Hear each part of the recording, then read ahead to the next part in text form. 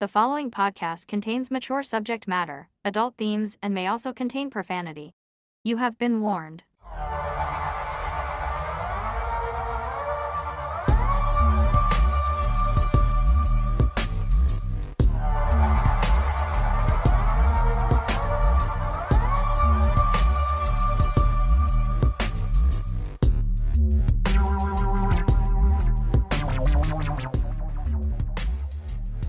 Hey everyone, hey, and welcome back to The Absurd. I think you know what it's all about. Yeah, I think so. You've been here I before. hope so. Yeah, me too. Yeah. But for those of you who If may you be don't- joining us for the first time, A, welcome. B, you're awesome. C, The Absurd is about many things absurd. Absurd histories, mysteries, strange goings-on. Things that are freaky, funny, and sometimes frightening. Oh, and D, welcome. That was That- great. That was a great opening. You that- should do that one every single time. Giggle puss over there, that's Mel. Hi, It Mel. is. Hi. How are you? Good. Good. It's Monday. It's Monday. I was afraid that you might not show up because we normally Yeah. record Tuesday. But I didn't know if you got a message about recording today. I didn't get one. Oh. I got like 6. Oh, well, that's yeah. good. Yeah, so yeah. there'd be Constant reminders. We're recording, right? there'd be really Just no to excuse be a then. sarcastic ass. Who?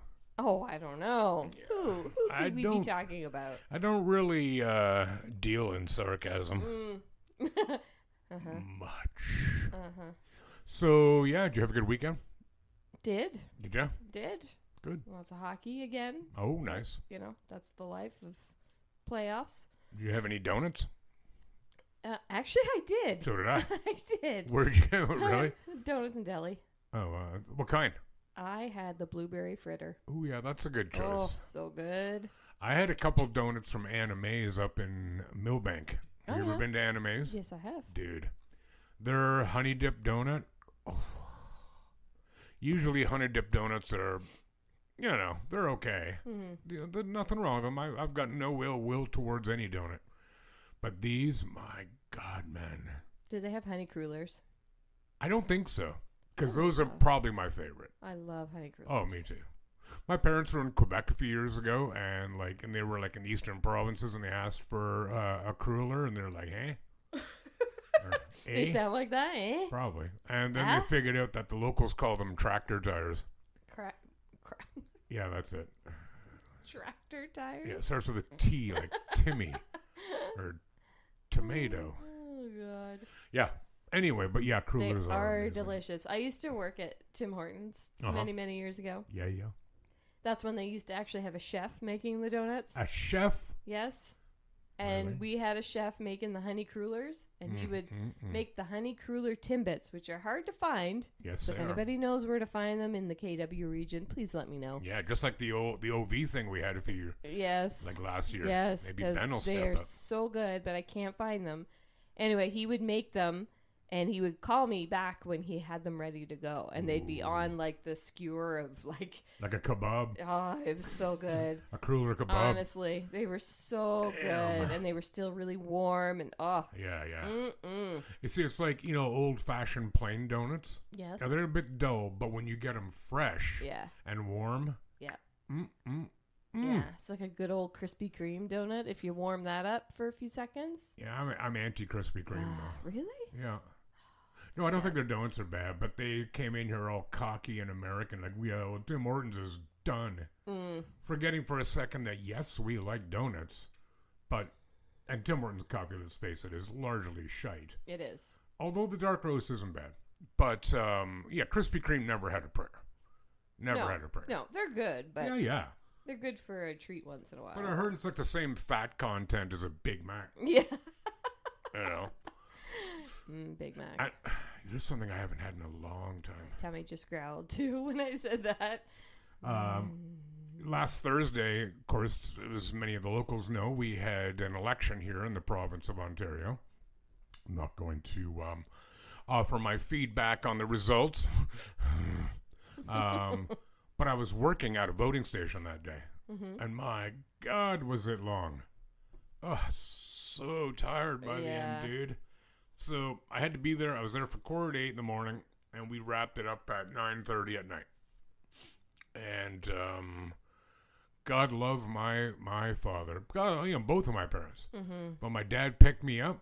I said, I'll get a cab home. He goes, then he messaged me later. He goes, hey, if I pick you up, how do you feel about going to Wendy's? Oh, well, I wonder how you feel. What about kind that. of stupid question is, I'm dead against it. Like, are you kidding me, man? Oh, it was... Wendy's is pretty good. Oh, pretty good. I love it. I adore it. Yeah. But you went away last week, eh? You were, I think you Yes. mentioned at the beginning of the show last week that you were going to Niagara. Yeah. Home of the Falls. Home of the Falls. And you went, I understand you went on a water slide. Yes, I did. How was that, Mel? It was a good time? Not a good time. No? No. Tell the people. Some of the smaller ones are all right. But I decided to go on, they have the tube rides there. Uh-huh. And they're very dark tunnels, for one. So I get on with my son. You could either go by yourself or on a two-up. Right. On a tuba? On a two-up. Okay. And so me and my son went on. He sat behind me because he didn't want to go first. Right. And as soon as we started, He bailed? he's like, I don't like this. I don't like this. Because it was pitch black. Sorry, he sat behind you, you said? Yeah. Okay. Yeah. And it was pitch black. Okay. The whole time he's like, Mom, I don't like this. I don't like this. I'm like, I don't like this either. Because it was dark and my oldness doesn't like it because of motion sickness. Right. So that was my first experience with that. Cool. Then my daughter wanted to go, but But you and Liam did go? Yeah. We went. Okay. We went down. Well, good for you. And Good. that one was fine. Yeah. Other than feeling motion sickness. Sure. But we landed and it was fine. Clearly. And then me and my daughter went up. She wanted to go by herself. Ooh. So we took single tubes. Yeah. Well, then she decided she didn't want to go now. Yep. And I went down by myself. I did not make the landing. Let's say that. Because when I hit, I think I was leaned back too far. So when I hit the water, my legs went like flying up over my head. I flew backwards right under the water. Thought I was never going to come up again. I was never going to surface. That place has to have CCTV. Like, I would gladly give $100 to watch that. I'd loop it. I would literally put it on an endless loop. Just my legs. If there was sound, to be better, because there's probably a shrill shriek of terror. I didn't have time. God, I would have I loved didn't have that. time to shriek. When I finally emerged from the water, the lifeguard that's standing on deck, she looked over and I was just probably like a drowned rat, and she had a good chuckle out of it. Did she? So, yeah, she good did. for her. I'm like, you're welcome. Yeah. And I'm like, But wasn't dying. it kind of better that it was pitch black? Like, you can't really, in the tube itself, but you still have to come out the end. That's right. No, I get that. Yeah. No, I'm just meaning like... No, 'cause pitch black was not fun. it's been a really long time since I've been on a water slide. We But I had loved other it. ones that were open, and they were fine. Yeah. And the tube ones went outside too, so What? it was kind of cool. It went outside of the building, and it was all covered, right? Oh, right. I was going to say, because wouldn't that have been kind of cold and snowy and shit? That actually would have been kind of fun if it was I open. guess. But anyway, I did once have a dream that if I won a massive lottery, I would build the world's tallest and longest water slide in would you Elmira. now? In Elmira. Yeah. I think it'd be awesome. And I could build a slide from my balcony down to the pool, You could. but it'd be really steep to cover the distance. Well, you could have it go out over King Street and loop back Whoa. around and do like a slow King decline. Street, that's like 4 blocks away. Yeah, go all the way down there. You come all remember the it way has to be back. down, otherwise you're just going to stop sliding on it and be stuck there. Yeah. Oh gosh. So, yeah, everything else is cool. But yeah, everything's good. I gotta give a shout out to my friend Evelina. Oh, by the yes, way. please. She's been a big supporter. She's a very good friend of mine. And I just want to thank her for all the support on our pages. Yeah. She likes and She shares likes everything. on and Instagram. Yeah, she's awesome. She's good people. Sure is. She should come on the show. She should. Yeah. Never mind. What? Well, I was just going to beg the question, like, why does she hang out with you then, with her being such a good person? Ha! Whoa. That was mean, eh? It was mean. It You wasn't. want me to come back? Of course I do. All right. You'll Then be fine. be nice. No. No. Just no. I'm going to ask our faithful listener, Ben Bowman. Remember, he's the one that told us we could find OV on tap at the Heidelberg. Yes. Maybe he knows where we can get crueler Timbits. Yes. Or donut holes, as they're otherwise called. Or if there's another place that isn't Tim Hortons. Oh, heck yeah. That have honey cruller donuts. Come on, people. Oh, Give me what I want. I'd go on a quest for that. Yeah. Heck yeah. Wonder if Albert's Donuts in Cambridge does. Apparently they're really good. Mm-hmm. I like the Brodnik donuts, but they went anti-vax, and I can't get behind that. Yeah, I just didn't care for the overpriced donuts. Oh, they're not cheap, but it's not like you're sitting there and wolfing It's like down Lady Glaze. three of Lady them. Glaze is closed down too, apparently. I think they moved.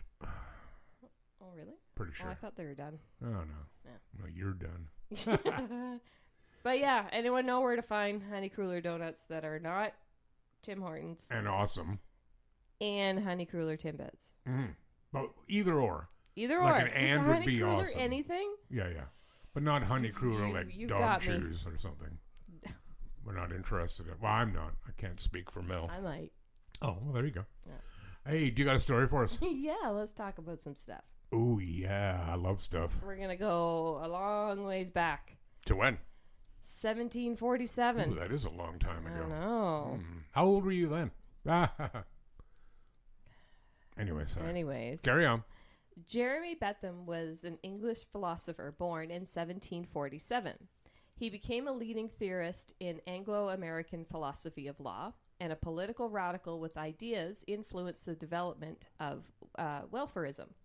He advocated individual and economic freedoms, the separation of church and state, freedom of expression, equal rights for women, the right to divorce, and the decriminalization of homosexual acts. Yeah, this guy was solid. I know This about guy, like, it was actually hard to pick some because there was such a wide variety of things that he stood for. Like which and ones to include, you mean? Yeah. Yeah, because you want to include them all. Yeah, Yeah, there's yeah, a lot. Like animal rights was another big one I that know. he was involved in. Yeah, so this guy's solid, man. Yeah. In 1826, he helped found the University College of London. It was the first English institution to admit students of any race, class, or religion. Despite being named a child prodigy, Jeremy Bentham led an unusual life. As well as being a fascinating radical thinker in the 18th and 19th centuries, he had a walking stick he called Dapple, a teapot he referred to as Dicky, and an elderly cat he named the Reverend Sir John Langbourne. That I like. Yeah. But in death, Bentham was even more unusual. He asked that his body be preserved so that he could be wheeled out at parties if his friends missed him. He just wanted to be a part of everything, you know? Yep, I dig. Bentham died on June the 6th, 1832 at age 84. He had continued to update his will right up to the month before his death and made careful preparations for the dissection of his body after death and its preservation as an auto icon. As early as 1769, when Bentham was 21 years old, he made a will leaving his body for dissection to a family friend. There's two aspects to the removal. The first is the physical removal of the head from the body when he died. Bentham had made a special request that his head be preserved in the style of the Maori, as like the indigenous from New Zealand, which I had to look up, which was really interesting. Yeah, they're they're the rugby team, the All Blacks. Yes. Not because they're black, but because they wear all black. Yep. And they do that. I can't remember the dance they do. I want to say it's like the haka or something like that. It's called. Okay. It's yeah. really cool. Yeah. It's really cool. Sorry. It was really neat. That actually could be another story. Just that whole Yeah, totally. how they preserve heads and stuff, and it was kind of fascinating. Just for the record, the rugby team has no involvement in preserving heads. No, probably not. Okay.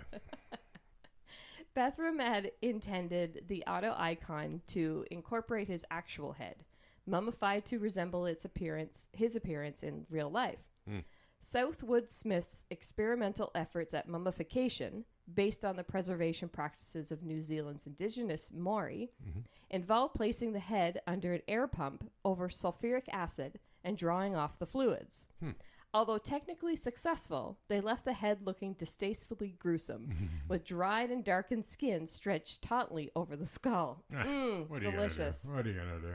So, as the result, the head that Southwood Smith said was not suitable for display, which is why he had a wax model made fitted with some of Bentham's own hair. The real head was placed on a plate between his feet. The body is his own skeleton, padded out with hay and dressed in his own clothes. With hay. The real head was displayed in the same case as the auto icon for many years, but became the target of repeated student pranks. It was later locked away. In 2020, the auto icon with his real head was put into a new glass display case and moved to the entrance of the UCL's new student center. So before it was all open. It was just in a big wooden box. Yes. So they could get at it. Yes. Now they're like, hey, It's under glass. maybe we should put it behind glass. Well, and this is, I remember my ex, who was English, her name was Sarah, and she worked for British Medical Journal. And she told me about this. I'd never heard of this dude. And despite all the fantastic things he stood for and the work he did, arguably the most interesting thing is that he had himself preserved. Yeah. Right? So he could show up to meetings and stuff. He does. And that's what I was going to say. He, like, whenever they have their yearly, whatever the meeting is in the boardroom, yeah. he is brought in there. Yeah. Like, and they have glass eyes put in to the Yeah. head, too. So it's I could cut it. oh, my gosh. You know, you think, okay, well, that's really creepy. It isn't. It isn't. It's only creepy because we kind of are taught to think of such things as creepy. Sure. Right? But it's the dude's wishes, Yeah, I know. you know? And this was a good dude. He wasn't some monster, you know? No. Again, quite the opposite. So, but Yeah. it is really weird. It's a fascinating, fascinating case, this dude. I saw it on TV. It was some documentary. I watch documentaries all the time. Right. And it was one of the stories that they were covering. And I'm like, what? Because I was walking past the TV when it came on. And I'm like, I'm sorry, what did I just see? Because you just see the real head down between his feet. It is, yeah. It's absurd. Ooh. It's absurd. Do you want to be preserved in a glass box like I that? haven't thought about it. No, you Maybe. should. Where would they put me? Do not say it, bingo. I was gonna say at Lions Hall. Hell with that. Don't have the CT anymore, so it has to be the Lions Hall. Not going to be either. Maybe Wendy's. Maybe Wendy's. Maybe. You can be the new mascot. But it doesn't get me burgers. I guess I would Well. be deceased anyway. Yeah, that's true. Yeah. Well, think about it. Yeah, okay. I'll ponder Put it in on. your will. Anything else on Mr. Bentham? That's it. All right. That's all he wrote. Guy's dead on his feet. Hey, I'm going to take us back a ways, too. All right. To 1823. That is the year that one Phineas Gage, which is a cool name, was born. Phineas. He was a young construction foreman who suffered a gruesome accident that not only changed him, but changed the history of brain science. In 1848, while blasting through rock to build a new railroad near Cavendish, Vermont, an explosion sent a 1 meter, 6 kilogram, I guess I'll translate that, 3 foot by 13 pounds. So 1 meter by 6 kilogram iron rod up through his cheekbone and out the top of his skull. Goodness. The tamping rod landed 80 feet away. So it was really hustling, dude. It's quite the force. Damn right. And it, quote, smeared with blood and brain. Ew. Remarkably, Gage lived, in fact, for another 11 years. He lost one eye and had a permanent hole in his skull covered by a thin layer of skin.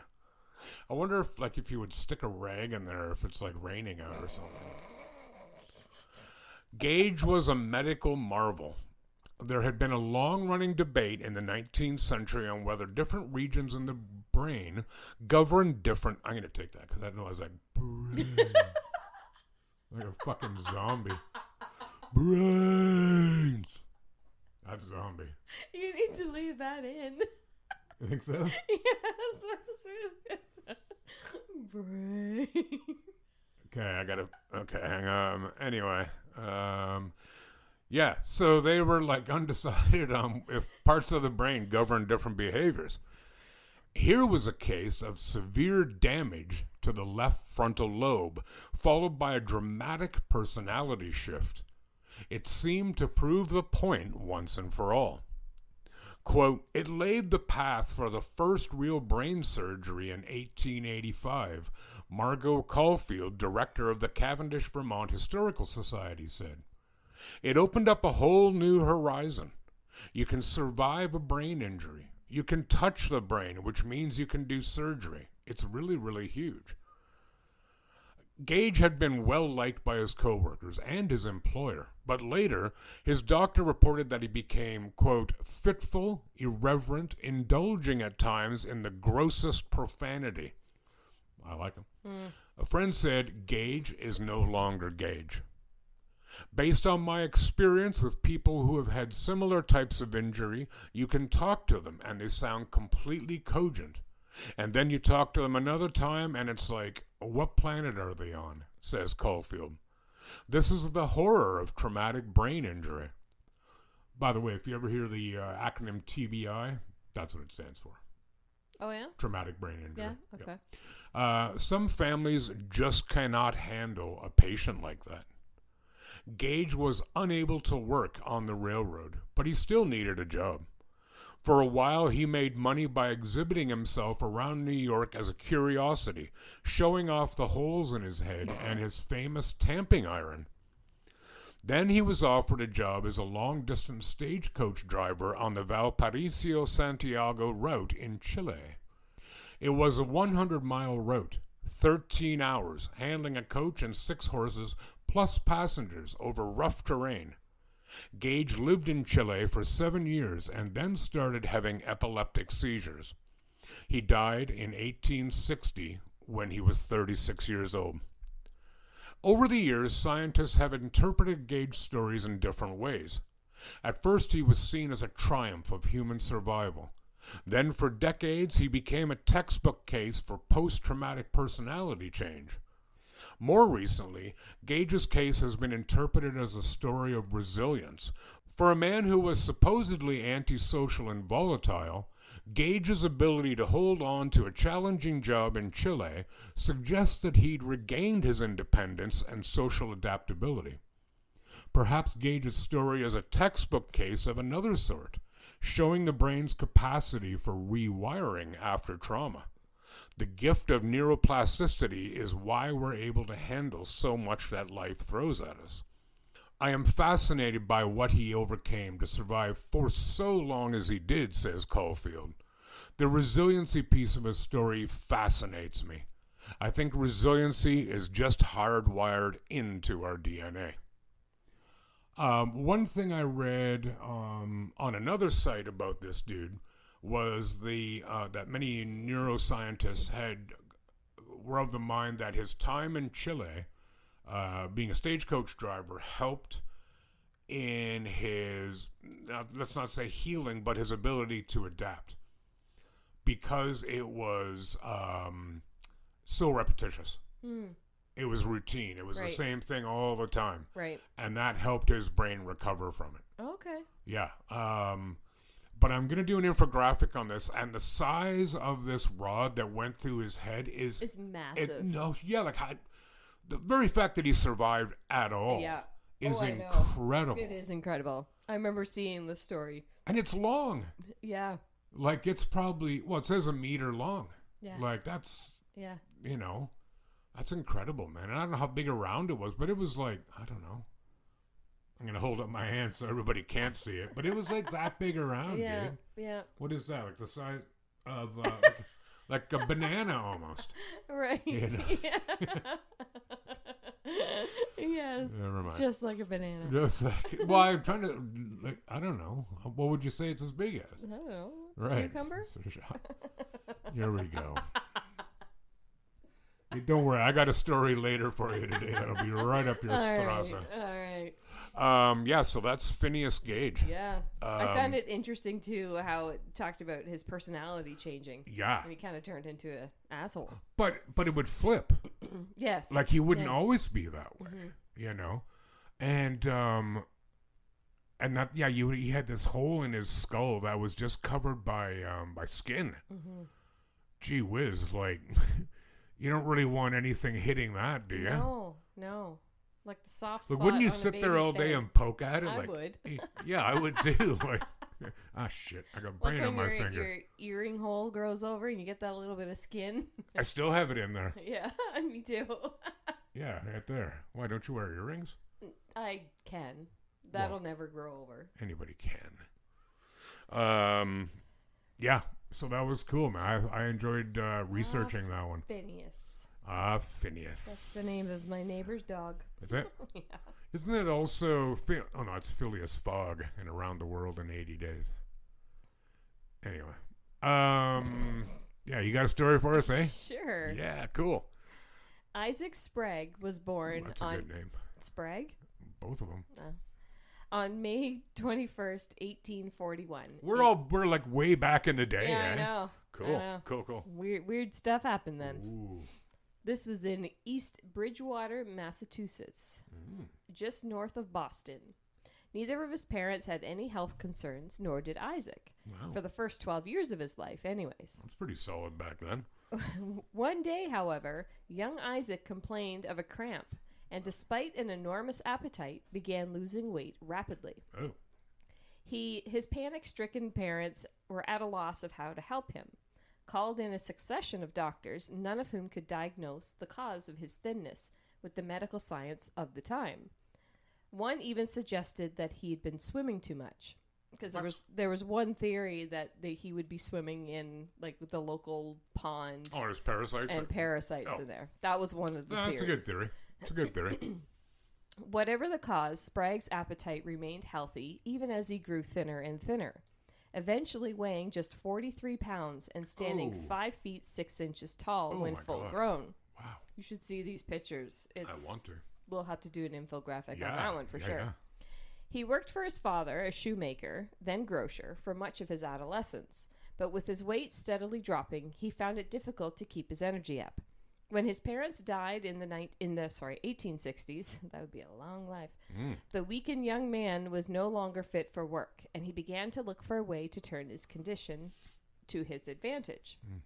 In 1865, a touring carnival owner spotted Isaac Sprague and offered him a job at $80 per week, which is about $1,500 in today's day. Wow, That's pretty decent. Pretty solid, yeah. Sprague took his place among the bearded ladies and giants, drawing in curious onlookers easy to see the living skeleton for the next 3 years. Oh, wow. Deciding to take a break from show business, Sprague courted, I love that term, courted, and married Tamar Moore. The Spraggs settled into a quiet domestic life. Tamar bore 3 sons, each of whom grew to normal, healthy size.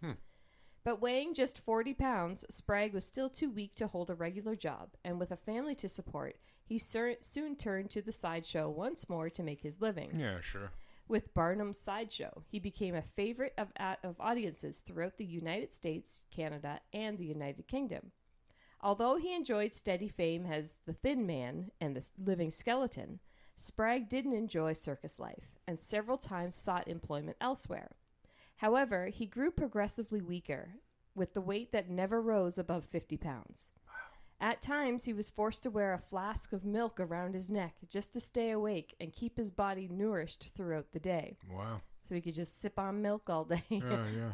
His financial circumstances weren't helped by lifelong debts incurred as a result of a gambling habit and bad luck. Yeah. Since he never failed to draw a crowd, Sprague went back to the circus time and time again just to make ends meet. After numerous medical examinations throughout his adult life, Sprague was diagnosed with a case of aggressive muscular atrophy in 1882, a disease that causes the muscle tissue to waste away, which is probably not good for him. Yeah. Or, I mean, not anyone, but particularly No. him. Yeah. The next year, he agreed that upon his death and in exchange for $1,000, Harvard Medical School could cut my body open and make a post-mortem examination to find out if possibly why I am so thin. And then they will place it in the museum of the college where it will remain. Huh. Eventually, the strain of simply getting enough to eat took its toll, and Isaac Sprague died of asphyxiation in poverty in Chicago of January 5th, 1887. Days after, allegedly wagering $250 that he wouldn't survive past the following Saturday. Clearly, he did like to gamble. Well, he won that one. Well, he didn't win shit, but... Although it's unclear if Sprague's body did indeed go to Harvard Medical School for study, his grave is located in Hanson, Massachusetts, near the town where he was born. So, kind of sad. But... Yeah, so we don't know, because we don't know if it went to Harvard, therefore it was never studied. Yeah.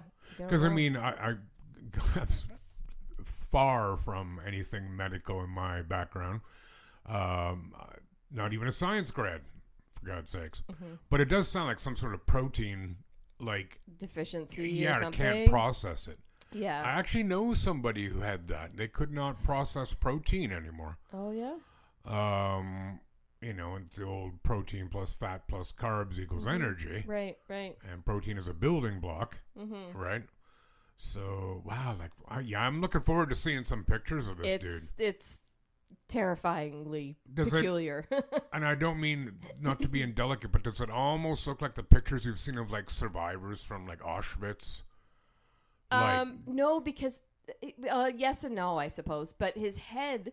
looks normal, right? Because your skull is one size. I mean, so is your skeletal body, but just the way your head is shaped, it looks like a normal So head. he's not all sunken in the cheeks? No, but really? like the rest of him is real thin. Oh, wow. Like it really is like a living skeleton. It's weird. Remember the one we did way back when of the dude back in like it was like 16 or 1700s in France who ate everything? Oh, yes. Like, yeah. And I mean everything. Yeah. Like corpses, yeah. rocks, cats, you know, because he had an insatiable appetite. Yeah. I have no idea why I say it insatiable that way, but I did. I'm leaving it. I'm a rebel.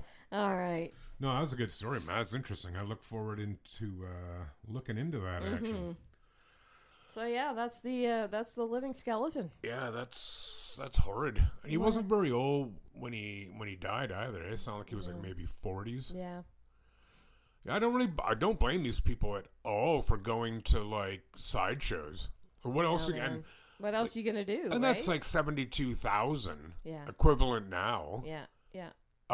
Back then, probably tax free. That's pretty solid. You know, I mean, granted, it wouldn't be a ton of dignity involved in the gig, no. but you know, I don't know. Does any job really have a ton of dignity when you boil her down? Not really. You know, you're working to make someone else rich. Yep. I am going to bring us out of the 18th and 19th centuries, much as I do love those times. I'm going to bring us to the now. Okay. The right now. The right now. Right here. Right now. Right here. Right now. You know that song? I do know a song called Right Here, Right Now by Jesus Jones, which came out in the late 80s, which is awesome. Okay. It's not the one you're singing. Fat Boy Slim. No, I do like Fat Boy Slim, though. Good I don't stuff. know that. Anyway, sorry. Go ahead. Are you talking like Funk Show, brother? Yeah. Yeah, it's called Rockefeller Skank. You're a skank. That's the name of the Go song. ahead. He was in the house Martin this day. Anyway, so yeah, now you are. Would you classify yourself as a heterosexual woman? Yes. Okay. Yeah. So yeah, I'm going to ask you a question. All right. I want you to guess and be reasonable. What do you think is the largest known penis on humans, like not blue whales and shit, but on Not humans? a horse. No. How, and you can do it in imperial in this one instance. How long would you guess? Ever? Oh gosh. Well, no, I don't know. Idea. We can't say ever, but in recorded, where it's actually been. I don't know. Ron Jeremy's supposed to have a big one, isn't he? I don't know. Who's Ron Jeremy? Yeah, right. He's a dick. Pardon the pun. No, he's like a rapist. Is he really? Yeah. Why would he have to? Why does anybody? Nobody has to. Well, no, I know, but like, given what he does for a career. How do I know? Maybe it's all the hair. Maybe he was really itchy all the time and he just couldn't take it anymore. I don't know. No, he got done. Maybe not rape, but certainly sexual assault. Really? Yeah, man. Fuck yeah. Bad. Pardon my language, but to hell with that. Yeah, no, itchy I boy. don't know. I don't know the answer to Itchy that. boy Ron Jeremy. Okay, well, you just sit back and wait. Okay. All right. So, a UK man who boasts the world's largest penis has revealed the many downsides to having a Titanic tallywhacker. Yeah, I didn't write that. That's pretty English. Struggling to put on clothes, feeling faint while erect, and receiving twisted propositions. The phallically enhanced man, Matt Barr, revealed the supersized secrets in a recent interview. By the way, I cut out some of the innuendo in this because it was just like, okay, shut up. Okay. We're not in grade 6 health class for the first time. So this dude, he first gained international attention during an April appearance on the British talk show This Morning. A recent scientific study measured his manhood at, now this is erect, of course, 14.2 inches. Nearly 3 times the global average of 5.1 inches. There is no known term for his condition, but Barr says his mammoth member is often referred to as a macrophallus, which essentially means a preternaturally large penis. While this might seem like a dream come true in our porn-obsessed society, the Cambridge graduate says that having a big penis is a lot harder than it seems. I wonder if that was... I don't even think that was an attempt at W innuendo. Erections can make him sick, he claimed, because their size puts a strain on his circulatory system. Right. Yeah, totally. There's a lot of issues with blood flow, he said. That's partly why my size kind of fluctuates a bit as well, because it's very difficult to have that much blood flowing around there, explained Barr, who authored the upcoming biography, A Long Story, Life with One of the World's Largest Penises. I could have done so much better for that title, man. Yeah. Matter of fact, I've already spent time thinking about it. Without giving too much away, I don't qualify. All right. So, I've got lightheaded at times as well. Getting erections and things like that, and you can't get fully erect. I have heard about that. I have heard about that with dudes with massive appendages. Can't get fully erect. Not enough blood. Not enough blood. I've taken some various medication over time to try and shrink it, which seem to have had more like the opposite effect. Finding clothing that fits is another hassle, disclosed Barr, who's forced to buy a size up when shopping. Waist size-wise, always make sure there's plenty of room up front. You can get some good ones, he explained. There is also custom underwear that people sell, designed for people who are either naturally well-endowed or inject things into them. I'm not sure what that means, but I'm not entirely sure I wish to know what that means. So I'm just going to move along. Unfortunately, those compression shorts aren't big size fits all, as they can get uncomfortable when worn for long periods of time. During his April interview, he recalled a mortifying instance where he was barred from a yoga class because the instructor thought he was aroused due to his big bulge. Yeah, like, you know. The issues aren't just physical either, according to Barr, who says he's received some strange propositions since his April appearance on This Morning. No doubt. I have had people ask me to come around and clean their house naked or something. Most of the stuff is too explicit to print, recalled the bewildered fellow, who's had to turn down many of the kinkier requests. He recalled one bizarre instance where a guy asked to draw him in cartoon form as a giant and do all his sex giant stuff, a fetish known as macrophilia. Oh boy. Of course, not all the asks have been bad. Barr claimed he even landed some dates due to his famous phallus. Nonetheless, due to his age, the Brit says he has no plans to cash in on his large penis via OnlyFans, as he might have were he half his age, explaining, "I'm sure if I was 20 years younger, I would have, because I'd be more focused on making sure my parents were all good. I'd be in the gym constantly, all these things." Instead, Barr is shedding light on the pitfalls of having a Mondo memoir, which is slated to drop in 2025. Among other tips, the star warned those who crave that big dick energy to be careful what you wish for. And it does, it mentions a line in there with our porn-obsessed society. Mm-hmm. Honestly, Mel, we're adults. Yeah. Ever look at porn? Yeah. Yeah, me too. I'm sorry, but the vast majority of guys in there, as you may be aware, are bigger than the average bear. Right. That is to say, bigger than the average dude. Right.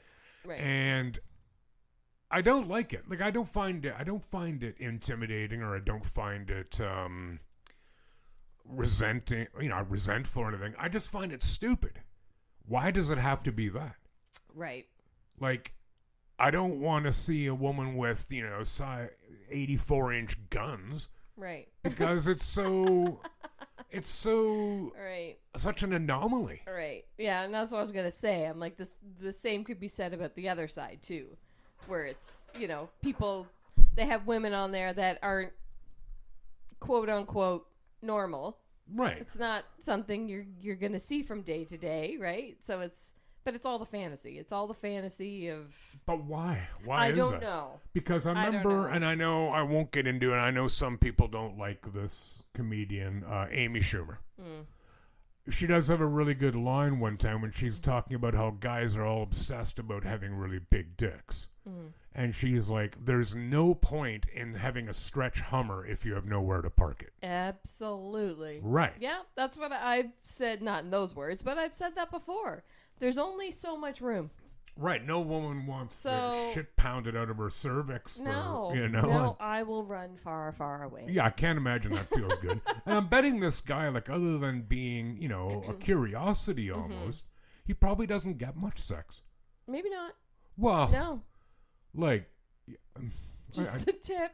Well, I don't want to be graphic, but you could theoretically hurt somebody. Yeah. But is it like? And maybe you don't know. I don't know anything about this story. I'll confess. But I don't have a 14-inch penis. Is really? Yeah, I'm sure. I'd have noticed. I'd have a chart on the wall, like, at this age, at this age, at this age. A growth chart. Yeah, dude. Measured in hockey sticks almost with this guy. Sorry, what were you going to say? It talks about length. Mm-hmm. Does it talk about girth? Here we go. Well, no, because I'm like, is it like an elephant trunk? Or is it just like, a long spaghetti noodle? Well, I'm going to guess it's probably somewhere in between. Because although if it was like an elephant's trunk, he could like eat buns. Like he could be typing. Himself. He could be typing at work and yet still eating a muffin with the trunk. Oh, he could be eating a muffin. That'd be awesome. And I bet it's probably bigger than a piece of spaghetti, yeah. And sadly, there probably isn't any pictures of this guy's phallus online. Right. Yeah, he should, hit up OnlyFans. Well, I'd do it anyways. And we get busted for putting it on social. Yeah. But I have got an idea just now, actually, how I might circumvent this whole issue. But no, like, that's crazy, dude. Yeah. And I feel quite bad for the guy. No, I mean, all jokes aside, it can't be fun. No, like, it can't be fun. But I know there's surgeries, like there's like breast reduction, but penis reduction, that would be tricky. Is that a thing? I don't know. I don't know about that. But I mean, the penis is a couple of chambers in it, right, that fill with blood when it's aroused, hence the erection. So they're kind of like balloons, almost in a sense. Yeah. I don't know how you Like, I have no idea. yeah, no, again, I'm not a doctor No. of any nature, much less a penis doctor. Mm-hmm. But yeah, like I said, I felt bad for this guy because he was being quite straight up, and he wasn't being like, because there was, even in the article, the guy eliminated some of the giggly words because I'm just like, for Christ's sakes, The giggly words. we know what I mean. Like, it's a body part. Yeah. Let's all be mature here for a moment, right? Dick. Yeah. So anyway, we'll see what I can interesting. find. I know that what you'll be doing as soon as you get home. Absolutely. You'll be on the Googler. I won't even wait till I get home. It'll be in the elevator. Bloody hell. I'm gonna stand on the other side of the elevator. Away from you. Well away from you. Oh, gosh. Yeah, so that's we're leaving it on a Or we're leaving it on a high note. sort of, yeah. Mm-hmm. So a little bit of business. I've completed our little merchandise video. Awesome. Woo. And I have somebody else who's very interested. I was out Really? for dinner with her Saturday. Oh, cool. By the way, because we do this almost every damn episode, talk about food. I went to Aberb, Yes. and I had their braised beef grilled cheese. Oh, yeah? Oh, my God, man. Good. Beyond good. Mm. And they have some fantastic beer there. Yes, they do. You'd really like their Abe Light. Yeah. Oh, my God, that food was good. Anyway, the friend I went with, she's a listener. She's quite a faithful listener, in fact. Mm-hmm. And I told her how we have some merch. And she's like, oh. Well, she was, I want a couple shirts, I want a tote, and I want a Cool. mug. And I'm like, yo, yeah, right. Okay. Sweet. I'm gonna get some tumblers, too. What does that mean? Like drinking cups. Oh, I thought you meant like you use in gymnastics. Maybe we could brand those, too. No, I don't want to brand those. I'd get some tumblers. Yeah. Yeah, I drink stuff. Yeah. I was gonna get some because she makes them as well, the girl that we get stuff from. So I'm Yeah. gonna get her to make one of those, too. Cool. Yeah. Maybe I'll hold off a little bit. Yeah. On the video. Oh, you can still do the video. Oh, and thanks then- so much. Yeah. Do the video. Put Okay. the video up, and then if we have more stuff, we'll let Just you guys update know. the video. Yeah. Yeah. Do you have anything you'd like to say to the Absurdians? Well, it's stuff I say every other time, so But you should do probably it anyway. know. You guys should go check out our website at theabsurdpodcast.ca Yeah. and go find some stuff to listen to, preferably us. Because from there you can go to our links like Spotify, Amazon, YouTube, Apple, Deezer. These. Actually, you know what? I was at my uncle's funeral last weekend, and my first cousin, he works for QNX. Do you know who QNX is? No. Didn't you work for BlackBerry? Yes.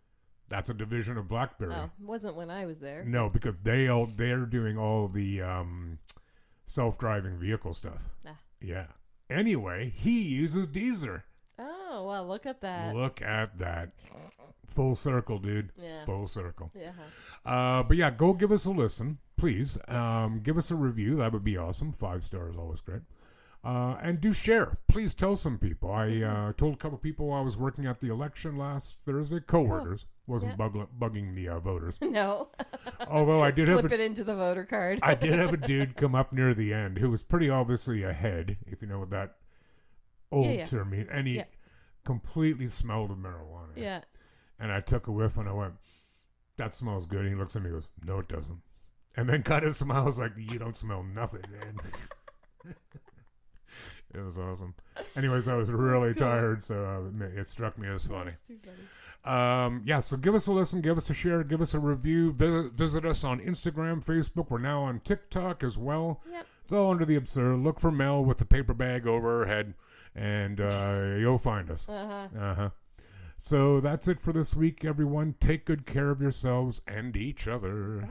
Bye. Bye.